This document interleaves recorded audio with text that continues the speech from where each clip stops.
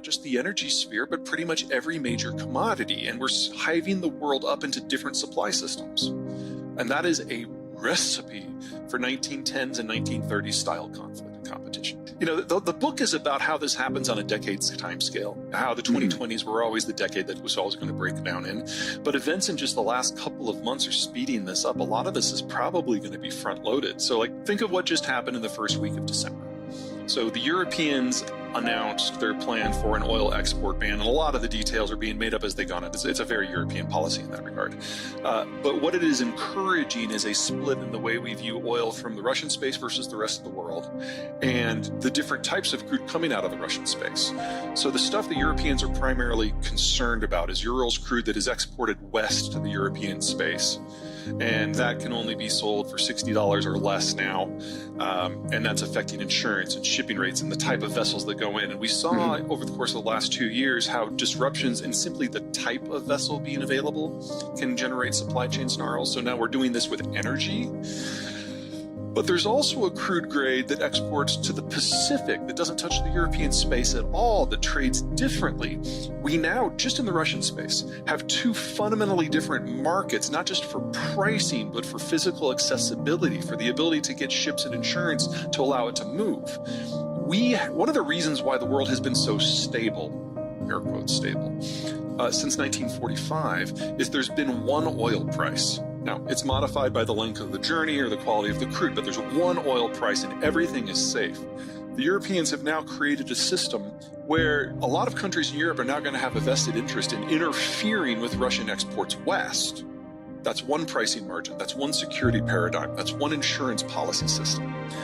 But then in the East, where the Europeans are not the players, it's a different crude grade at a different price point using different insurance systems by different countries. We have split the oil market now into at least three pieces, two Russian, one everything else, which means now countries no longer have a vested interest in making sure the oil flows everywhere all the time because we're not all in this together anymore. In the world before World War II, we had an imperial system with the empires duking it out over access to everything, and trade as a rule needed to be militarized because every time there was a conflict, you would lose access to whatever happened, even if you weren't a party to the conflict. Shipping would be a target. So at the end of World War II, the Americans, who had the only navy left in the game, said that they would put their navy at the service of the global commons so that anyone could trade with anyone, anywhere, at any time, and access any market. And we came to know this as free trade and globalization. Now, there are two big implications from that. The first is that we were no longer in a world where if you wanted to be successful, you had to have iron ore and coal and steel and food. You only needed one of them now. And you could trade for the other three, and everyone started to industrialize together, starting from different points and moving at different speeds, but we all got on this path that we are all now very familiar with.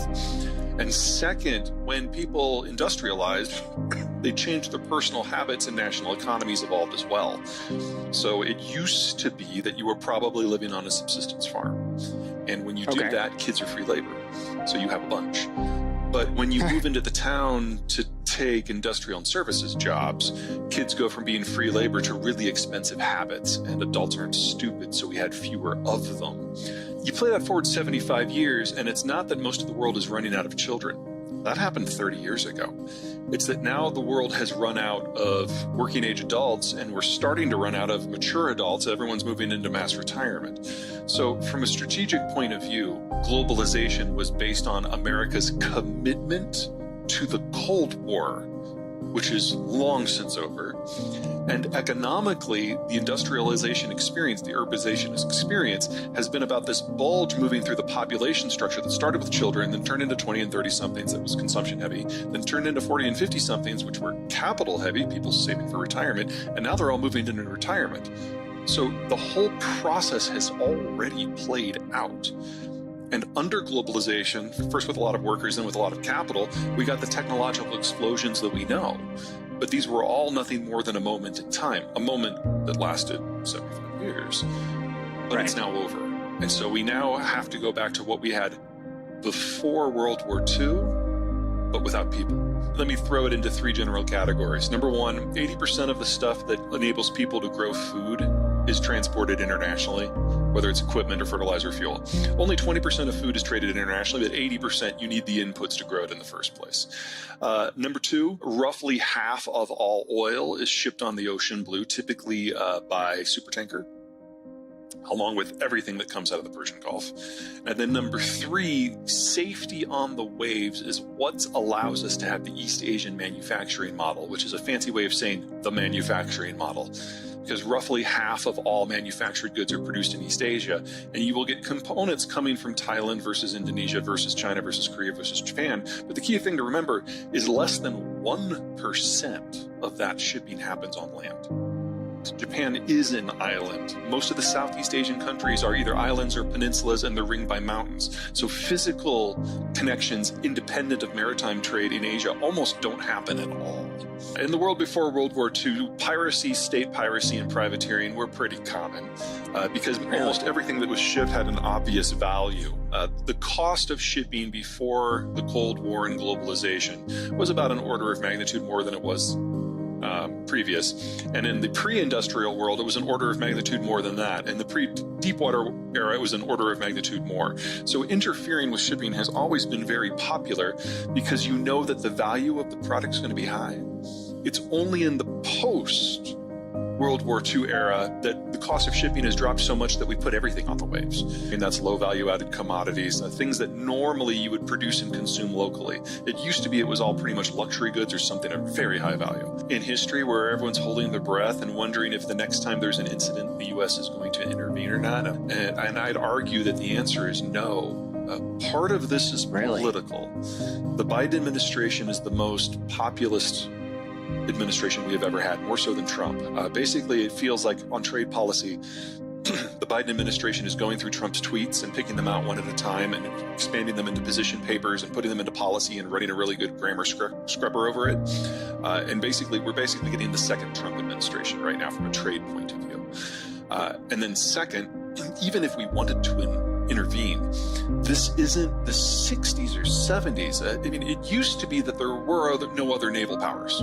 And so the United States with a destroyer-heavy Navy after World War II could patrol the global oceans because there wasn't a lot of competition and we had the right tools for the job. But since 1990, we've retooled our Navy, we've retired most of our smaller vessels, and we've concentrated naval power into our supercarrier battle groups. And if you want to knock off a country, that is the tool. But if you want to patrol the global oceans in an environment where other people have ships, you don't need the dozen supercarrier battle groups we have. You need like 800 destroyers. We only have 70. Even if we wanted to be the global policeman and patrol the waves, we no longer have the physical capacity to do it. Now, that sounds bad, and it is, but keep this in mind. The United States is the least maritime trade-dependent country in the world. Only 12% of our GDP is from trade. About half of that is NAFTA. So we're not the ones who suffer if global trade breaks down. China's at the top of that list. Europe is a close second.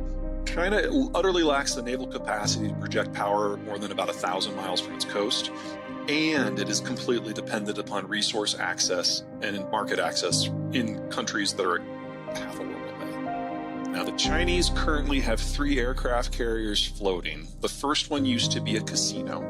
They will never claim that it is combat capable. They just bought it from Ukraine to refurbish it so they could learn how it works. Their second one is a clone of the one that used to be the casino. The one that used to be the casino used to be a Russian carrier. They called it the Kuzanov, by the way, and the Soviets thought it was a disaster. During Soviet times, with Soviet resources, it just kind of caught on fire from time to time. The Chinese do not claim that these two will ever be combat capable. They're training for their engineers more than anything else. And they do have a third one that they're going through sea trials right now. And it is a larger carrier that they actually designed themselves. But again, it's a prototype. They don't view it as anything other than a test bed. So they might get their first carrier in 2027.